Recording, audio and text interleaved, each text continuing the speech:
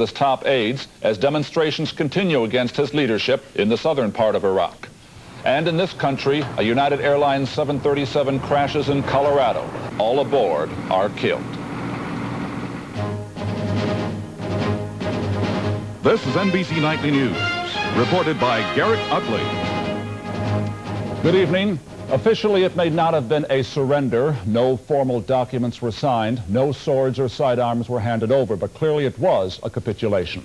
And it happened in a tent in the desert of southern Iraq today. Military commanders of both sides in the war met, and the Iraqis accepted the conditions set before them, including the release of all prisoners of war.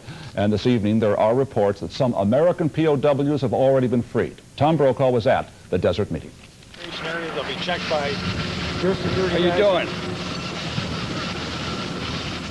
General Schwarzkopf was, as usual, in command of the situation when he arrived at the captured airstrip in southeastern Iraq. Okay, now I don't want him embarrassed in any way, all right? No, sir. Okay, I don't want him humiliated. I think it'll be fairly routine.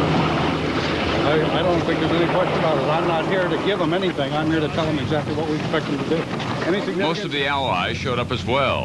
Schwarzkopf was supposed to be first. The Saudis were led by General Khalid of the royal family, complete with helmet and goggles. And then came the Iraqis, under very heavy guard by the Army's 1st Division. They had been instructed to leave their weapons behind. 8 military men, no names attached. The meeting was military style, in a tent, at a plain wooden table, no frills. It lasted for about 2 hours. When they emerged, General Schwarzkopf walked his adversaries back to their security escort and then shared the good news with the troops. I am very happy to tell you that we agreed on all matters. Some of the subjects that were discussed were control measures to ensure that units, armed units of the coalition, do not come in contact with armed units of the Iraqi military that result in any more deaths. The most important point that we discussed was the immediate release of all prisoners of war. We have agreed that this release should be immediate. General Schwarzkopf stayed behind to share some time with the troops. And then he returned to Riyadh, flying once again through the burning oil wells of Kuwait. One more demonstration of Saddam Hussein's disastrous legacy in the Persian Gulf. So this desolate corner of Iraq now joins a long list of historic sites where the United States has received the enemy and dictated the terms for surrender. Yorktown, Appomattox, the USS Missouri. Those may have been longer and costlier wars, but they were no more important to the young men and women who won this war in such a decisive fashion. Tom Brokaw, NBC News, in southeastern Iraq. He still has is very hard to measure. In Baghdad, Tom Aspel, who filed this report under Iraqi censorship. These are the first pictures of Saddam Hussein released here in more than a week. According to the Iraqi news agency, this meeting was held somewhere in Iraq Saturday. Decisions were made to restore electricity, reopen schools, and demobilize some of the older conscripts in the Iraqi army. The videotape, recorded without sound, was made available to Western news agencies here in Baghdad this evening. Another videotape, this one shot today, showed Saddam Hussein chairing a meeting of his Revolutionary Command Council and leaders of the ruling Ba'ath Party. Officials here say the leadership discussed progress in the ceasefire talks and plans for wide-scale reconstruction.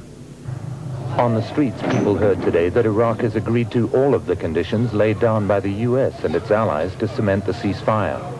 Now they wait to hear news of the Allied pullback from territory they occupy in southern Iraq.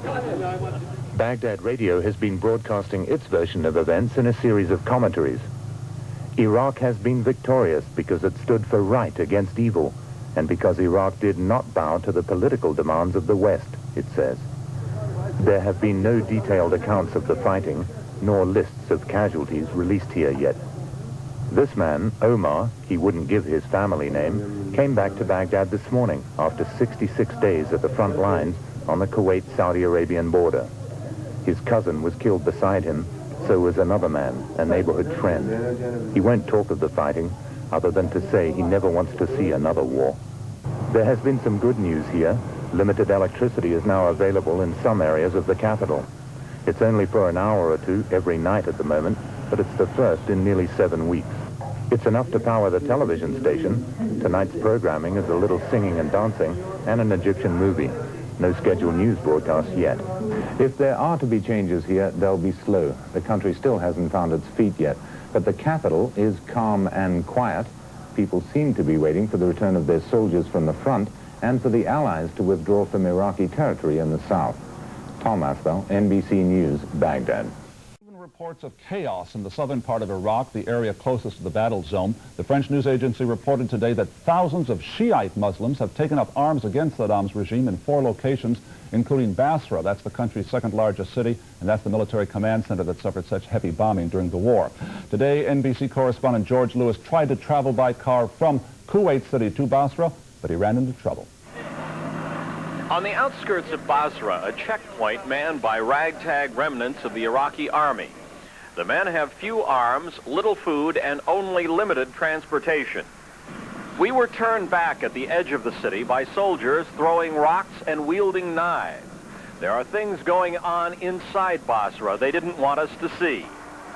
Refugees fleeing down the road to Kuwait tell of a state of anarchy there, of fighting inside Basra between anti-government factions and troops still loyal to Saddam Hussein. The strongest and best armed of the anti-Saddam groups are the radical Shia Muslims with close ties to Iran. These men say that they're shooting everywhere, that mobs burned all of the pictures of Saddam.